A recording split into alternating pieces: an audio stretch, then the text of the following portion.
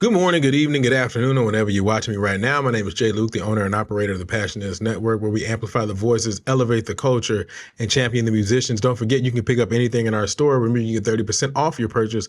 All you got to do is just type in promo code HBCU band. Don't forget to like, subscribe, and turn on notifications. Man, I know I ain't seen you guys in a while, but it's all good. It's been the holiday. Hope you guys had a great holiday, got everything you wanted, needed, and all of those things. And we're actually coming up on New Year's.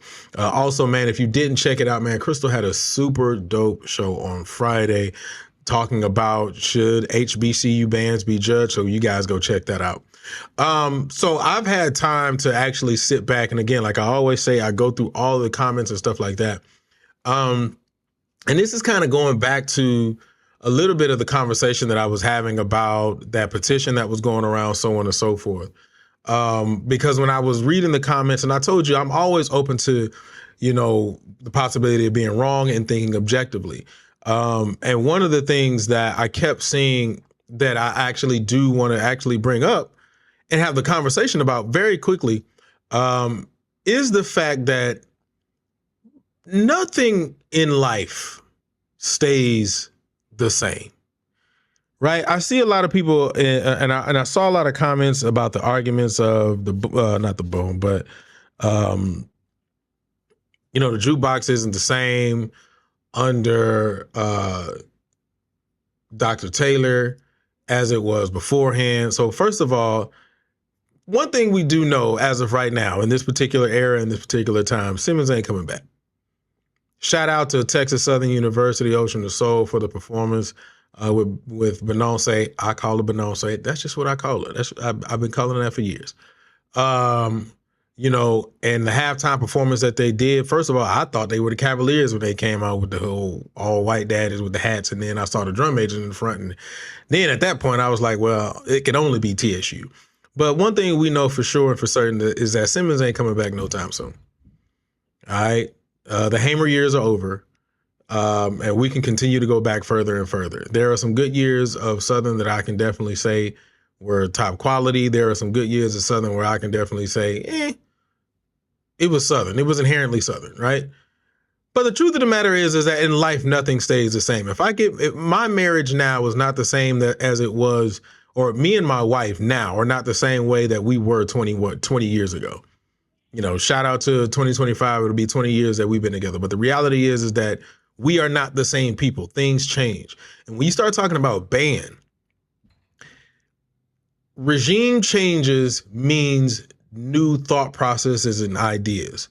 The reality is, and this is not specific to Southern. This is specific to anybody. The reality is that even though traditions are there, every director is going to put their stamp on who they are or that program and who they are. And the reflection of that program is going to show through the work that they do. So the truth of the matter is every dog has his day. I personally, and I am a person who used to like Jackson back in the late 80s, early 90s. I wasn't a fan of Jackson in the sense of, 2012, 2013, 2014, 2015.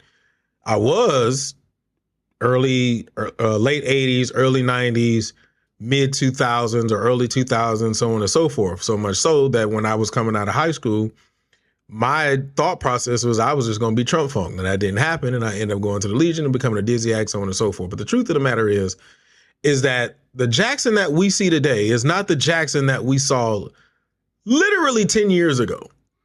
And that is because personnel changes, regime changes. Yes, the inherent culture of Jackson is there, but we also have to realize is that there is a piece of whatever directors that are in front of that band program.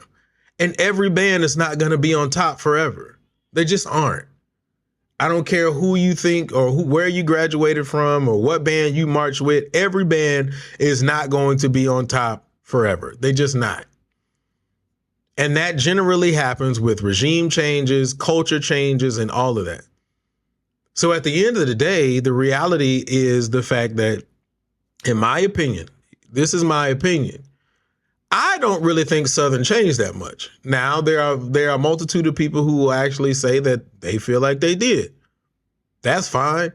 But I really don't think they changed that much. I will stand by what I said and what I've been saying. Southern is still Southern. The problem is that everybody has caught up to the game that they play. And then they've maximized, people outside of them have maximized the game that they play. People figured out the formula. And once they figured out the formula, they took that formula and made it fit for them. That's just kind of what it was. You have to remember, there was a time where Southern sound and just Southern-esque style of play was indicative to Southern and programs that were in the Baton Rouge, New Orleans area. Anything that was outside of that was different. When I look back at my years in high school, we didn't sound like Southern. We played some Southern music. We had some Jackson arrangements, Lawrence Jackson. We had some of his arrangements. But the truth of the matter is that our sound wasn't close to what a Southern sound would be. It was more or less patterned after a mix of what you would call early Texas Southern, infused with a little PV in there, and then maybe a little splice of fam. I would probably go that far to say that.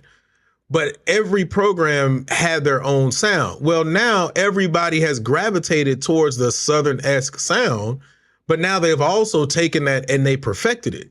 So in my opinion, I don't really think Southern has changed much. Now, could some of their arrangements be a little stronger? Maybe.